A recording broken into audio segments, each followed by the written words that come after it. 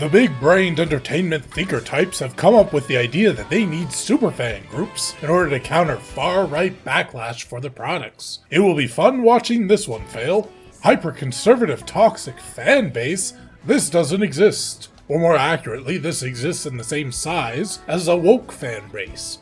Just like if you make a game or movie for the hyper-woke crowd that love being preached to and told that most people are evil garbage, it will fail because that modern audience is a handful of activists, journalists, and people who spend all their time on Twitter.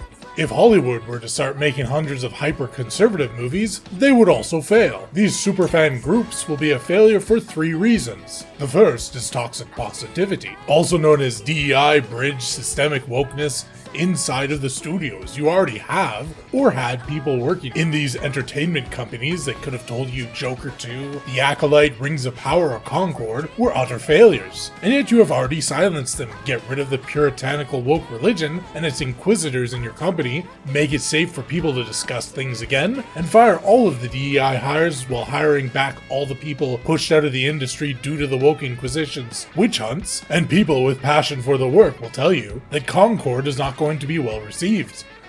The second is the superfans that these woke companies will hire are going to have the same makeup as the consultants that got them into this mess.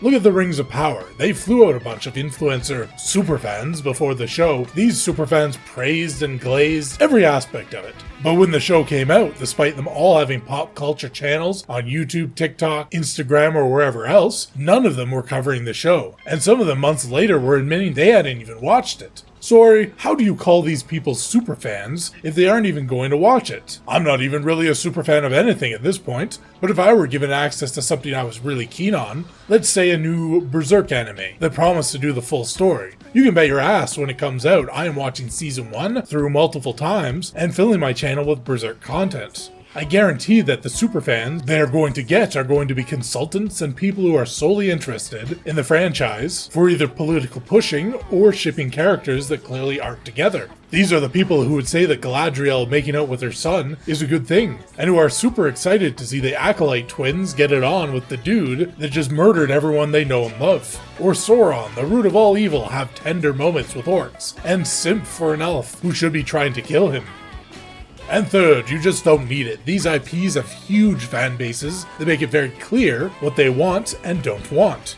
You do not need a superfan group to tell you that forcing a female into a group of ultra-masculine guy super soldiers that have been all male for decades, and the fan base is openly letting you know, hey, custodies are all men, will result in backlash. That's the real problem with this superfan group BS right now. 99% of the backlash comes from straight up changing well-established lore. Gender or race swap characters, making straight characters gay, utterly changing the personality or storyline of someone. Everyone knows this is done out of spite, and everyone knows fans will hate it. This is like making a superfan group to rate a Burger King's new burger that has been poorly received because it is served raw and frozen. If you run a burger chain and can't figure out that people don't want to eat raw frozen meat, then every single decision you make in all aspects of running the chain need to be called into question, and a test group is not going to solve any of the problems.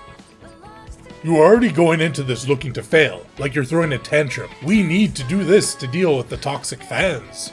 Look, if you are making content for people you absolutely hate, a group of so-called superfans is not going to fix anything. As long as you have the retarded woke mindset that everyone who doesn't like every piece of slop you try to force feed them as evil scum, you will fail and you will deserve to fail. If you cannot get anyone in Hollywood or these AAA studios that genuinely likes these IPs, knows about them and wants to make great stuff from them just like the original creators of the IP did, give up the IP. You are clearly too stupid to make anything out of it worth anything of value.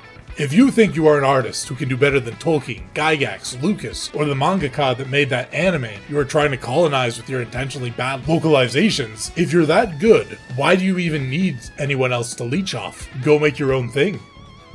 There is no toxic far-right fan base ruining games or movies. Here's what actually happens. People who love a franchise watch a reboot movie and hate it. They read reviews saying it is amazing, and they are bewildered, but they don't think much of it. Watching a movie is a casual thing after all, and everyone understands that sometimes there's just something that you don't like against the average. But it becomes 5, 10, 20 movies that are all trash, but the reviewers are saying it's an absolute triumph. Now, even the most casual movie watcher is getting annoyed with the clearly lying mainstream reviewers. But they see a guy on YouTube that is saying exactly how they feel about these movies.